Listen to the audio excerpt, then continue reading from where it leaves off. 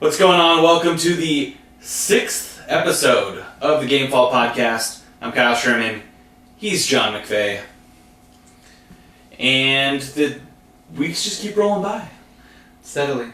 We're, I think, officially into summer. June never quite feels like summer, but now that we've reached July, definitely feels like summer. This is coming out a little bit later than maybe we planned, because somebody was out at the lake all week. And so, had a nice little vacation over the 4th. You came out for a bit. Celebrate all 365 days of freedom on the 4th.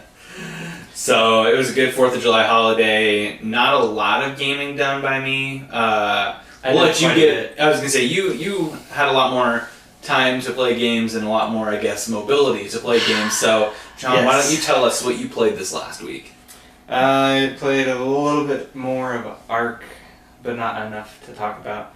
But the big thing I played were 2 games. Mario Tennis Aces, which I got a little bit farther in the story. And it's a good tennis game. I'm glad I got it. I'd say it was worth... If you have friends, it's an easy purchase. Lots of fun. And if you can, play swing mode against John. Oh yeah, I suck. I'd much rather play the regular version. Swing mode's terrible! And then I played what I'm more excited about, which is Wolfenstein 2, The New Colossus. So, games are a lot more scalable now, I've found out. Apparently. Which is a good thing. And Panic Button knows how to port a game, which is to port the, I'm going to say, spirit of the game, how it plays, how you want to feel while playing the game.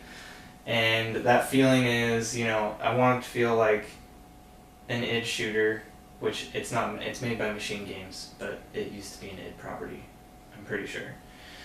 And anyways, it felt like Doom. And played like, it was a better port than they did for Doom on the Switch. I really like the story. I think it is a better port than Doom. Than Doom? Yeah. As far as the physical mechanics and how it's playing, it plays better than Doom did, which is a feat because Doom was already good enough. Well, I was going to say Doom port, that was like the first sort of big one. It was like the giant test. And then... So this one's going to be a little bit better, and then ideally the next one will be better. I mean... Better and better. Hopefully Doom 2 comes to the Switch, but I'm probably going to play that on the PS4 because it'll probably come out there first. Solid chance of that. Yeah. Graphics, not that great. On handheld mode. Which I'm the reverse opinion from everyone else on the internet. They're like, oh, play it in handheld mode, it looks better. I think it looks better on the TV, and it plays better, I think, on the TV. On the handheld, it plays perfectly fine. And it's a lot bigger game than the first one. It's a huge game compared to the first one. I got to do New Orleans, which is like, I want to say the 5th or 6th location. Which is where I am currently. And then I'm taking out Uber Commandos. That's a new thing. Side missions. See, I haven't done that. So, for those that aren't familiar with Wolfenstein 2, you collect the Enigma codes and then you would decipher the Enigma code and it gives you the location of an Uber Commando, and then you can go on side missions to take out said Uber Commando. I do like that since this is the only Wolfenstein game on the Switch. Let's say someone's a Nintendo fan, they've never had a chance to play the other one. They recap the first game. You don't have to play the first game. They did that on the PS4 as well. Thank you. I'm sure they did, which was good. Because you don't know how long ago it was the person played it. They may have been a fan and bought it when it came out and played it then. It was a while ago. And it's been at least 3 or 4 years since the last one came out. So that's been the big one for you, would be Wolfenstein. Yes. Easily worth all $60. Excellent. For me, I was out at the family lake cabin, and so I didn't get a chance to play a ton, but I did bring out the PS4 for the first half of the week when it was just me and you up there. And so I did play some more Ark, Survival Evolved. I'll go into that here in just a sec. Then I also started and got through most of Uncharted Lost Legacy, which I borrowed from you. So Highly underrated. it's been fantastic so far. I've really enjoyed it. And then I've also briefly played Wolfenstein 2 out at the lake, but that was like literally just cleared an area, and then I couldn't figure out how to advance because I forgot about the contraptions that you get. contraption I had unlocked, which was the ramshackles, sort of the shoulder pads thing, if you will, that allows you to break through walls and things like that. So you finally pointed that out to me after I progressed enough to get contraptions. Yes. So I literally just played that one area, but I made some good headway. I mean, I played Ark some more and built more things, and actually put together a whole new hut, house, whatever, stone structure further down, closer to some more naturally occurring metal, not just having to get it from river rock. Haven't gone out and gotten that yet, so we'll see. But the main story attached to that is the death of Samson 2. No! You know, Samson 1 died a heroic death, taking on the Carnotaurus. Samson 2 was needless and tragic. Samson 2, who was carrying most of the... I pre-made all of my walls, my foundations, my roofs. Oh, you didn't tell me this. My thing. This makes it even better. I loaded up Samson 2. I get on my raft, take off for That's fantastic. the new world, so to speak, and we get across this big opening, and then all of a sudden, I'm like, where the hell's Samson 2? And he's like way behind me, and then I turn around, and then all of a sudden I see this giant fin in the water. And then I see a second one, and there's 2 megalodons took him out. And I had set him to I guess, neutral, so he'll attack if attacked. He'll get into a fight, and I was like, no, like, what are you doing? Come on, I can't. If he died there, I was not going to be able to get my stuff. Yeah, because he's going to go to the ocean. I also didn't want him to die. This isn't just about my stuff, but... so he starts to follow me, and he got into shallow waters and got up sort of on a rock. Not completely out of the water, but mostly out of the water, but they took him out, and there was also piranha there as well. Those piranhas almost kill him by themselves anyway. So, needless to say, it was a heartbreaking moment as Samson 2 died on the rock. I was looking on from another rock because I tried to get out and like turn around and see what was happening. Then I got attacked by a giant alligator thing. I don't know the actual name, but... yeah, so I was able to retrieve the stuff. I didn't realize I could do this, but I created a large chest thing on the raft. You can place them on the raft. Nice. So I jump off real quick, grab the stuff, what I could, then get back out, throw it in there, and then... So it took like 3 trips, but I got the stuff from Samson 2's corpse. And next you should see if you can link rafts together. Well, we'll have to see, but so I went to this new area. I got the place all set up for the most part. So it's got a bed, it's got windows, it's got doors, it's a door, and then I had to build a ramp to get up to the door because the hill dropped off a little bit more than I thought. Oh no. So new place all set up, ready to go. So some more exploring to do for me there. But the one I've sunk the most time into is Uncharted Lost Legacy. And thoroughly enjoyed that one so far. Haven't beaten it yet. I got to the Elephant Stroll. Sure, yeah. Well, I got the recovered the tusk of the tusk of Ganesh.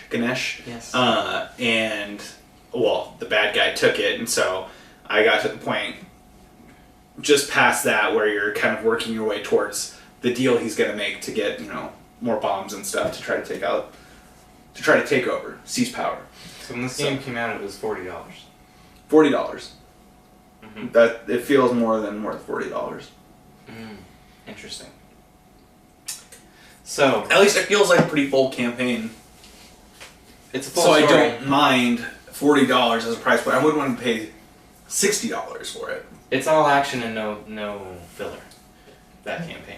For the most part. Yeah, I mean, there's still plenty of treasures to find and stuff like that, and I do really like the Queen's Bracelet, which tells you when a treasure is nearby. I hope they have that in that needs to continue because I like, if I hear the chime and I can go find it, I like that. I like being able to find it on my own. I don't like having to go online, look at a guide to see where everything Basically, a is. proximity alert, and Yeah.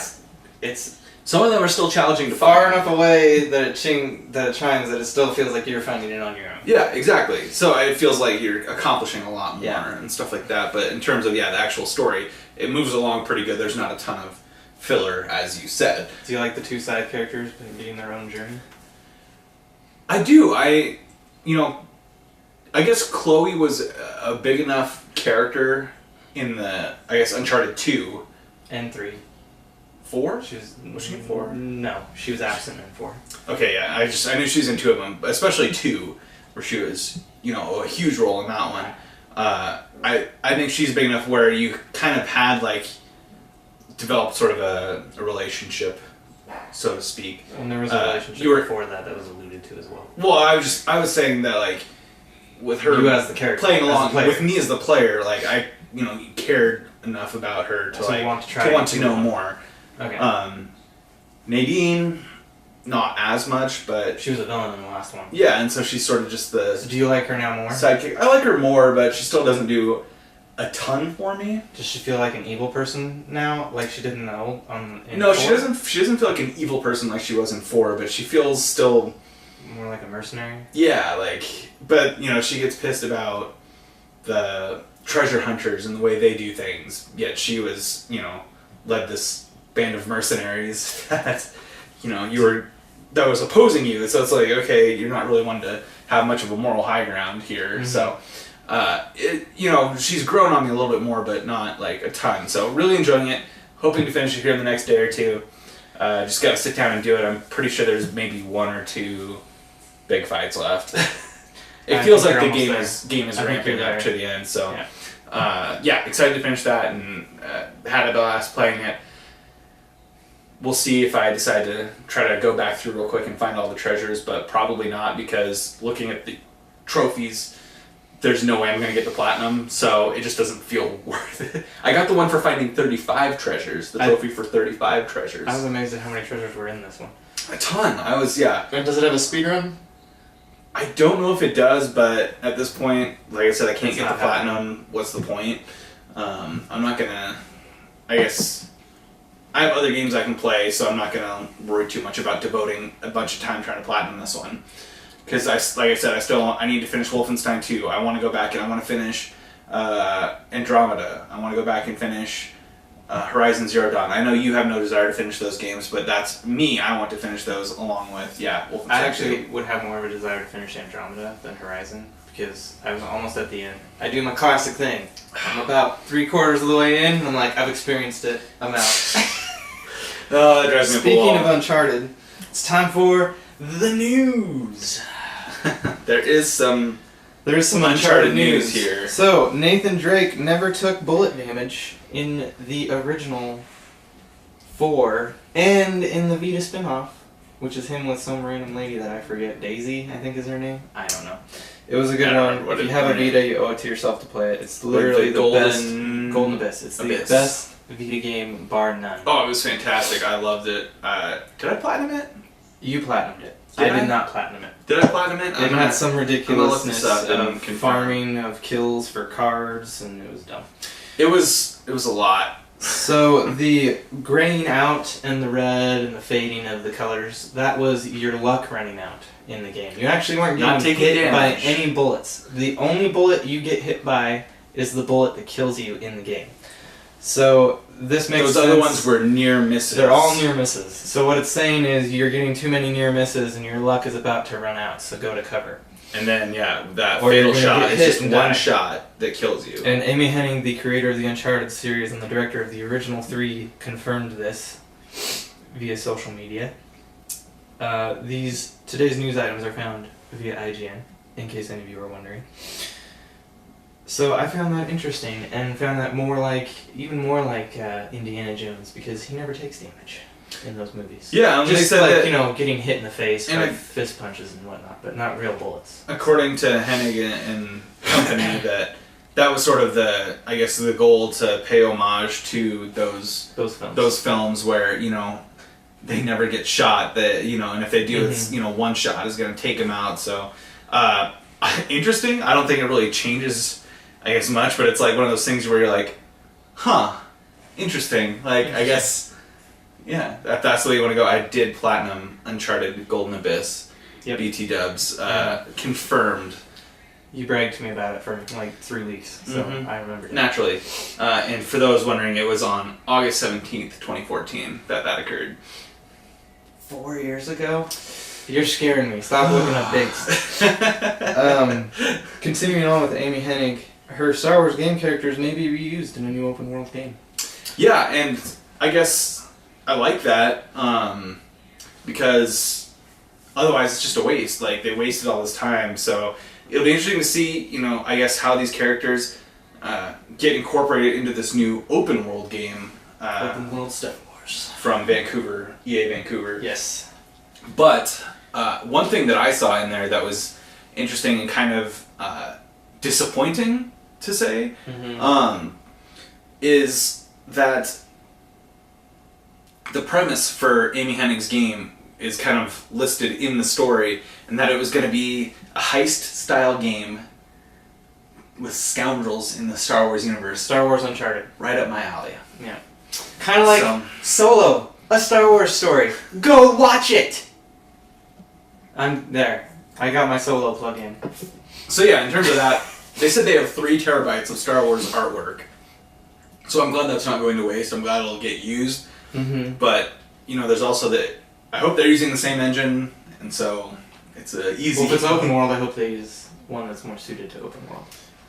I also Well, don't yes. want a ton of knick-knack, stupid, time-wasting, pointless, trivial... You want to put like 50 treasures in there? That's fine. But please don't go over 100. Amy Hennig does put some serious treasures to find in her games. Yeah. And it did I know. increase every game. I don't know if you Every noticed that. game, yeah. Each Uncharted game had I more and did. more treasures. Every to find. game I got less and less interested in finding those Because treasures. the first one was like 60, The first one was a pittance. and then it was compared like to, 70, 3. then it was like 90. It was ridiculous. It got 90, it got yeah, absurd. it was crazy. So, They yeah, have, good news that they're going to reuse that, but it's, again, to me, it becomes, this kind of seems like when a is that no-brainer. game going to come out? Not for a few years. Exactly. In fact, since they're We have already rumoring in E3s about new consoles, they'll probably just wait. Besides Battlefront, nothing. It has to come out before their 10-year time limit ends, though. Yeah, but I'm just saying, aside from Battlefront and Battlefront 2, we've had nothing in the Star Wars universe. And EA made a big deal, like, how they're going to make all these 10 years of exclusive Star Wars these Star Wars games. And Granted, we've you've had gotten about 2, and they're the same franchise. You've had And about the second one was just a train wreck. The first one was not great. First It one was was at least good. enjoyable. The second one plays well. I did like the campaign. It felt like it didn't have the spirit of what the original Battlefront was, which is a shame. I know I harped on it really bad the last time, but that was basically my takeaway. And moving on, we're going to talk about something that neither of us terribly cares too much about, which is Fortnite. Apparently, there's rifts in the sky from Season 4. Season 5 is about to begin, and it's already spawning new items on the map. Interesting side note, they're doing kind of some weird marketing thing where they're putting Fortnite items in real-world locations. Yeah, there was a burger found in the desert in California. Yeah, a Dur Burger, which I find hilarious. And there's a guy handing out cards, and if you call the phone number, it gives the Rift Warp Portal sound from Fortnite. So, hey, crazy, weird marketing. And apparently it's working because I'm talking about it. I don't know why they need to market it. It's just exploded from just word of mouth. The marketing seems a little bit unnecessary at this point, but yeah, it looks like it's going to be a Wild West theme potentially for this 5th season because a stagecoach was recently spawned into the game, and that image of that was posted onto Reddit. But Some you people are never know. also speculating that there might be different time periods on different sections of the map. They may have opened a rift in time. Who knows? We'll have to wait for a week because season 5 starts in a week. Next up, we have. I was just gonna hit on this real quick. Some news about some new games announced, so to speak. Yes. Darksiders 3 has a release date, November and that will be 27th. November 27th on Xbox One, PS4, and PC. Yep. No No word. Switch. No Switch. Probably not going to happen, but that's okay. Which is fine. I never really played the Darksiders either one or two, but you're gonna have your standard $60 version. You have a collector's edition that costs $150, but it comes with a 11-inch tall Fury figurine, a premium box, steel book, steel case. None of the an art special book, editions all, have any DLC related items. They're all physical items. So I think you're gonna get a full game when it comes out, which is a good thing. which would be nice. But yeah, then there's the Apocalypse edition, $400. Look it up if you want, but that's insane amount. 4 of money. figurines, several other knickknacks. That's insane to me. But along the same line, we also have the announcement coming that Warframe is going to be coming out Added to on the the Switch. Nintendo Switch. So Panic Button is Again, added again. they're just do they have time to do anything else than make Switch ports at this point? They gotta be making money off of that. Well, I guess if you're not really working on anything original necessarily, they're probably going to make good money here from all these Switch ports. I mean, this is, I guess, in a sense, the third big one, but it's also probably the least consequential of the three that they've done. Doom was a big time game. Huge. Wolfenstein, a big time game. 2 big Bethesda titles. But then, Warframe, it was never a game that I played that, was free to play. We knew people that played it, but it was one that I never tried out and never really had any desire to try out. I might have downloaded it initially, like when it first came out, but then I never played it. I downloaded it, I didn't play it. Yeah, so you're in the same boat as me. So, it's a third-person co-op shooter set in an ever-evolving universe, but... A game we did play. Monster Hunter. Yes, the next... the third in the, I guess, trifecta here of announcements of games coming out, and that being... Monster Hunter World is now officially going to come to the PC on... August 9th. And it'll be playable in 4K at a crisp 60 frames per second. Yep. So yeah, August 9th on Steam. Yeah, I'm guessing it's going to have all of the DLC that's happened because it's all been free. Unless, some of them we had to buy other games and play them, so not all of it's free, but most of it's free. Yeah, so your pre-order things, if you pre-order for the PC, you get the Origin Armor set, which we got for buying the game. but it's trash, so... Absolutely trash. What's the We point? ditched it within about 5 minutes. Yeah, and then the Fairwind Charm, which I don't even know what that one does. That was not trash. I used that for quite a while. I think I had it for a long time until I switched it out for the one that... You got the weird heal other people thing. Yeah. And we switched it out. I forget what that's called. But that was super helpful. I saved your ass many times with that charm. So you're welcome. But I was looking at this and looking at the requirements, and I'm sitting here like, man, I bought my laptop not all that long ago, and this would not run that well on that because you need At least Windows 7 with a 64-bit system, an i5 3.2 gigahertz or AMD FX 6300 processor. and a GTX 760. Yeah, or Radeon R7 260X. And 8 gigs of RAM. With 8 gigs of RAM, but the Radeon needs 2 gigs of VRAM. Ouch. Yeah. And of course, DirectX 11, that's all, but that's just the minimum. So you're not going to be running that 4K 60 frames per second on The that. minimum! You're going to be chugging it. Yeah, so it's just, that's why I don't do PC gaming. The beauty. That's why I PC don't do gaming. PC gaming. You got to get out your graphs and your calculators before you can even get to playing the game. Oh, good lord. Overwatch, another PC game, is in the news today because it raised $12.7 million for charity, thanks to a pink version of the character Mercy. They raised it for cancer, and it was the community cancer additionally raised over $130,000 from donations on Twitch. So way to go, Overwatch, and its community. Yeah, that's awesome. I think sometimes the gaming community gets a bad rap, but occasionally, these things people will get behind. The skin costs $15, and for Which them, ain't cheap. No, that's not cheap by any stretch of the imagination. So for them to raise $12.7 million, you know how many people had to buy that skin? A buttload. Yeah, exactly. So that's awesome that they did that. And it's going to be the largest donation by a corporate partner within 1 year of the 25-year history of the foundation, which is the Breast Cancer Research Foundation. So that's awesome. It's awesome to see, I guess, the Overwatch team and Blizzard Giving back. put that campaign together. Mm-hmm. And it's awesome to see the gamers support that campaign. So way to go Overwatch, way to go Blizzard, and way to go gamers. Pat yourselves on the back. Hey, on the opposite side of things, EA buys up another studio. Blizzard does something good. EA is still. EA's EA. like, we want more money. Although in my mind, EA has bought Bungie Industrial co-founders. Toys, which Co-founder was of Bungie started this. yes, Alex Serapian. 2 mobile games they're known for. They look like first-person shooters. I've never played them, so I can't comment. Midnight Star is the name of the games. So there you go. Go try it yourself. But EA buys them up. I don't know what they're planning to do with them. Probably mobiles. Probably. But it's just, I guess, more of the same. More of the same.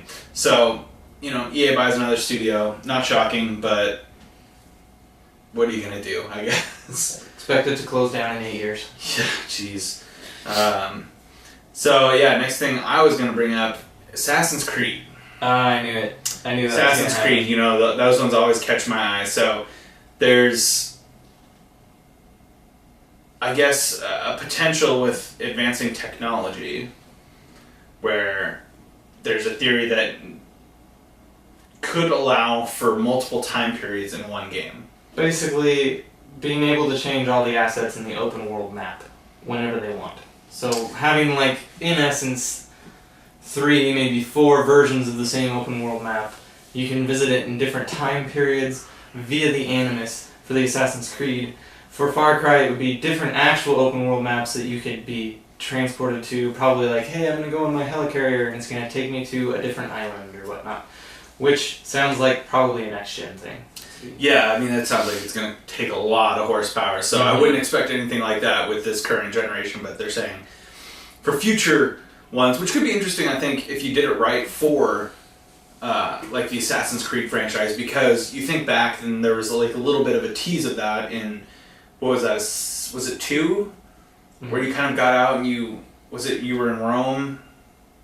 There was one where you... It was 2. You went to a hideout in Rome and then went back into the Animus to see past Rome, and you came back out and you found out that you were actually at the hideout that was the hideout for your character in 2. Ezio. Yeah. Oh, that's right. Yes. I don't think that's an Assassin's thing, but... Oh, sorry. yeah. I don't know. They cut their finger off at the beginning. Whatever. Just in case you were unaware of that, if you haven't played the Not series. some other symbol. Get with it. Get with it. Every time I go into the store and I see the Ezio collection or the Assassin's Creed, any of the Assassin's Creed collection, I was like, I have to resist that urge.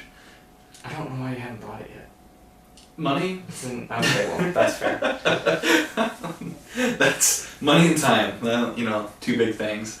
But I think it could be interesting, if you did, say, set it in, if you use Egypt as this example where you go... I think Rome this last one. Or I think Greece would be Rome, nice. Greece would be cool too, where... You can see it from rise to fall to modern day. Well, potentially even rise, prime, fall, the height of their power to the fall to modern day, which, could be interesting, but,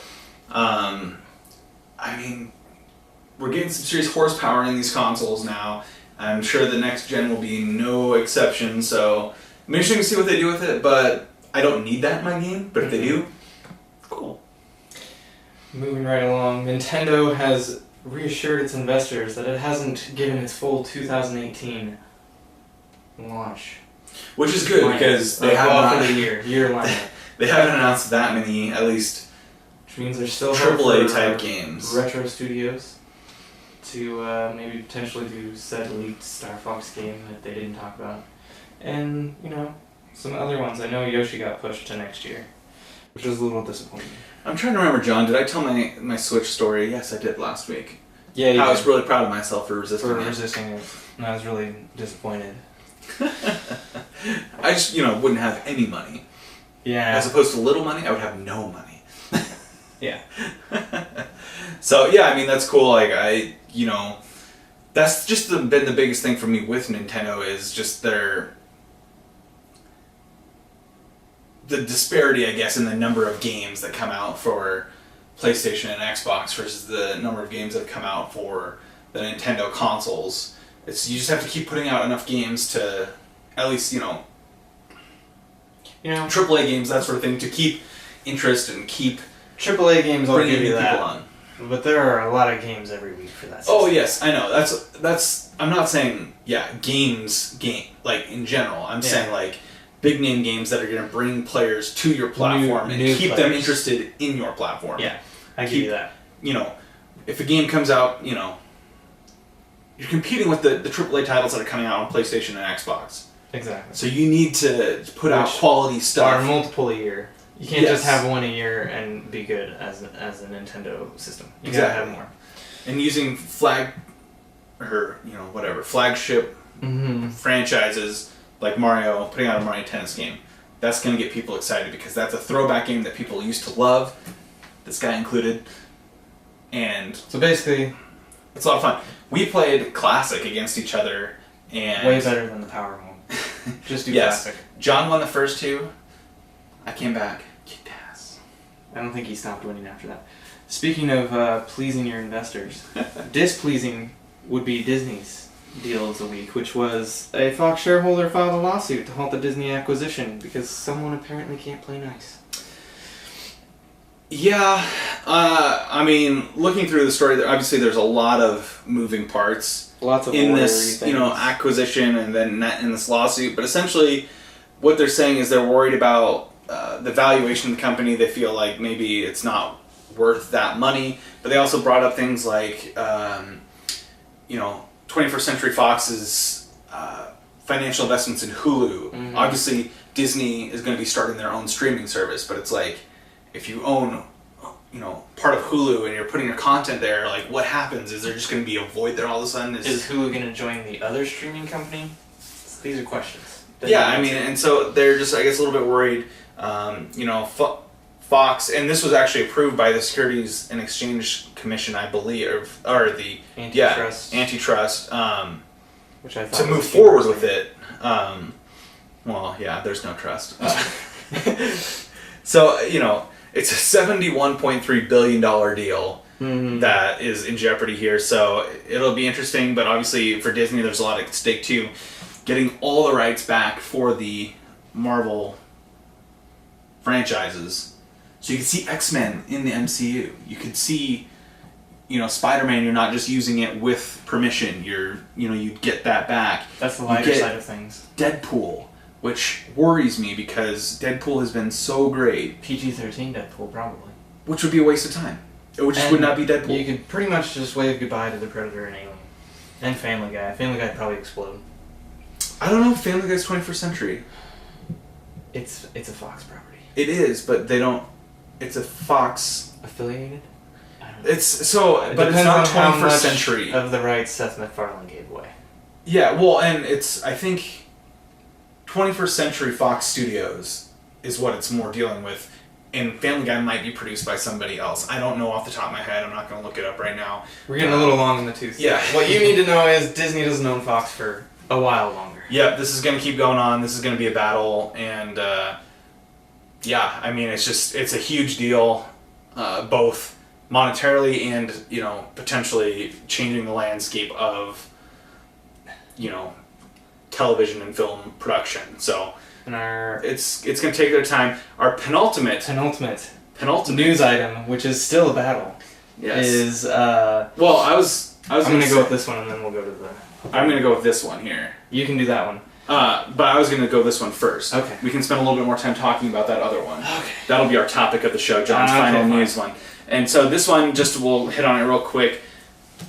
No, Netflix is not making a God of War series, but that doesn't mean Cory Barlog isn't interested. To which I say, why?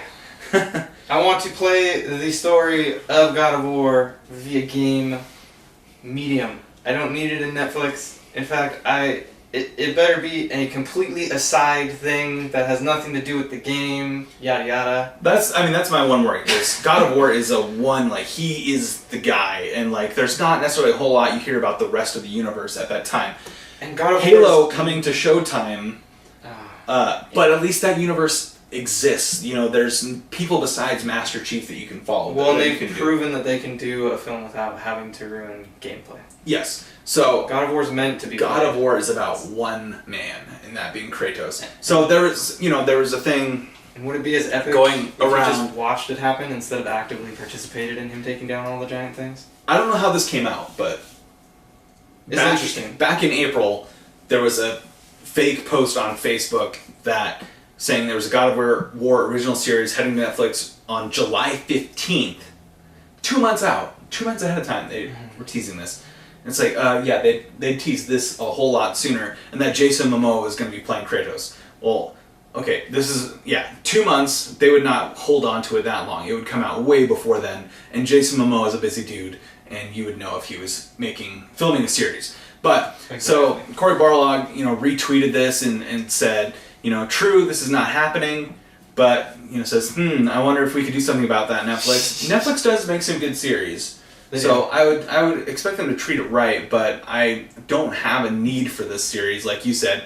But I did see one funny thing at the bottom of the article, an exchange between Cory Barlog and Brian Altano of IGN. Oh, okay. And he said, Brian Altano tweeted out in response to Cory Barlog, it's like, if you do, when I marathon 5 episodes in a row without touching the remote, can you make it say, boy, are you still watching this? Oh my gosh. And Cory Barlog came back with something even better. Even better. He said, or what if we go with Amazon and get a special version of Alexa that responds to boy? That's hilarious. That way I can just shout, boy, play God of War Season 1, and boy, next episode. And of course, boy, play Smooth Jazz. So all that was fantastic. That would be really fun. But yeah, it's not a series I need, and it's not happening yet, so don't get too excited. I hope Yeah. it just stays fan fiction. Yeah, and let's focus on the games, not making a series about this. Thank you. Halo has plenty of space to tell a separate story Halo from already Master likes Chief. to try and make everything convoluted. Just let them. Yeah, but God of War is about one man and one man only, that being Kratos, and so a TV series or Netflix series about him would just detract from the games. So moving on, our final piece of news and our topic of the show. Sean, hit. Guild Wars 2. Not one, but 2 writers are fired after a Twitter dispute with a streamer. Basically what went down. Jessica Price, she was tweeting and basically saying, the dirty secret is, this is in quotes, I'm not sure if it's possible to make an MMORPG or a CRPG character compelling because people have different expectations about what that character will be, as opposed to a pre-designed character in a single-player game. This is what I'm talking about right here. This is why shared world shooters, everybody's the hero. Everybody is the one person that saves the universe. It seems a little bit disingenuous when everybody was the person that saved the universe, when we all know that it was everybody that helped to save the universe. I'd much rather have an MMORPG stop doing the I'm an empowered person and we are an empowered person. Once they figure that thing out, I think they'll figure that out. And I think that's what you're she's getting trying away to from say. the news story. The news story. So then this guy goes and basically tweets at her. A YouTube streamer, Derwa or something like. I don't know how exactly how to say his name, but DEROIR. I just Derwa like Noir. Involved in content creation with ArenaNet, who was the company Derwa. that fired the writers because they own Guild Wars 2. Says, quote, but if instead players were given the option to meaningfully express their character through branching dialogue options, which also aren't just on the checklist for an achievement that forces you through all dialogue options responded, then perhaps players would be more invested in the role-playing aspect of that particular game. There's also another tweet. They go back and forth quite a bit. Basically what it comes down to is DR's intentions were, I want to have a constructive and critique about MMORPGs in general, and Jessica Price apparently took it as an attack and attacked back, and the attack back got her fired. Not her original tweet, but her retweets back to this one person. And then the second guy that got fired was trying to defend Jessica Price, saying, how would you like some random person telling you how to do your stuff that's never been in your position or your field? He goes, that seemed kind of a little, like, annoying and rude. And he got fired.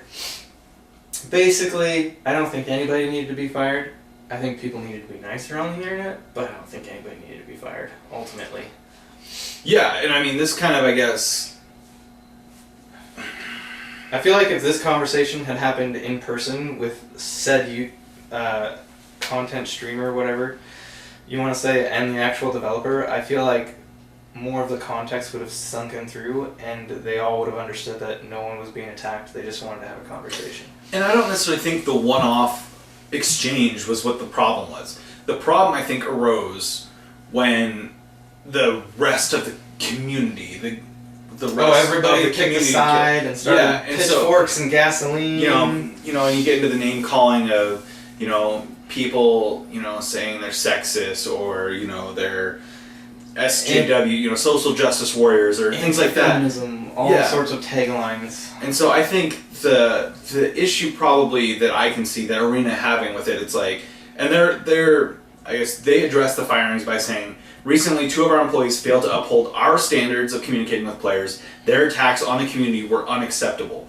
As a result, they're no longer with the company. I want to be clear that the statements they made do not reflect the views of ArenaNet at all. As a company, we always strive to have a collaborative relationship with the Guild Wars community. We value your input. We make this game for you. So, and this is where I kind of got, this was like, yeah, I don't think that the one-off comment I think could be forgiven, maybe a internal reprimand, but because it got the entire, a large portion of their community involved and being very divisive and that sort of thing, I think that's why they took the step of firing the person. To them, it's like, it's not worth having this person who's only been on the Guild Wars team for a little over a year being that divisive. She's been involved in game production for 10 years, but she's only part of that team for a very short period of time. Interesting. I did not know that. So Price was only with the team. I lost where it said this, but yeah, she wasn't with it all that long. But just, I guess, causing a division with your players, I think, is the big issue. And I think ArenaNet, while they could have maybe handled it a little bit differently, if it was just a small thing, they probably would have handled it internally and maybe said, hey, don't do this. But because of the big public spectacle that it became, they had to do something. And I also have trouble with this too. So I understand where ArenaNet's coming from. Yeah, but it's like, these are their personal, Twitter accounts where they're responding.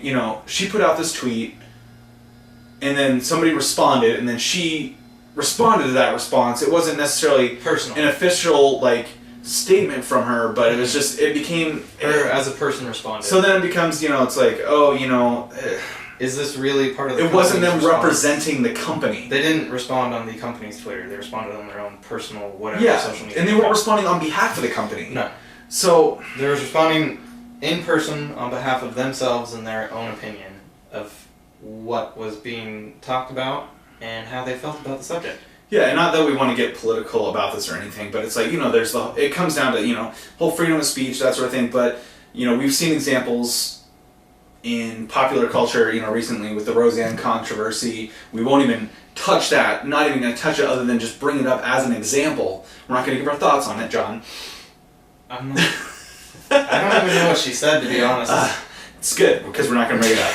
Just, it was objectionable remarks, and we'll leave it at that. I'm just surprised she wasn't fired by that company earlier, and that's where I'm going to leave that. And so it just... And that was the thing, with me, having previously been in TV, I didn't want to post anything on my Twitter that could be misconstrued and result in me getting fired or reprimanded for something I put on my personal Twitter account. But I also put out stuff, sports things and things like that, but I ran it. The company didn't have ownership of that account. So clearly ArenaNet's contract is a little more but there were things critical in their customer relations. As somebody who was on TV, my contract said, hey, you can't make an ass of yourself. People know who you are. Mm-hmm. And if you do, there's going to be consequences. You can't, go out and get drunk with your station t-shirt on. That's unacceptable. No. You can't do. There's a certain thing when you're a public figure.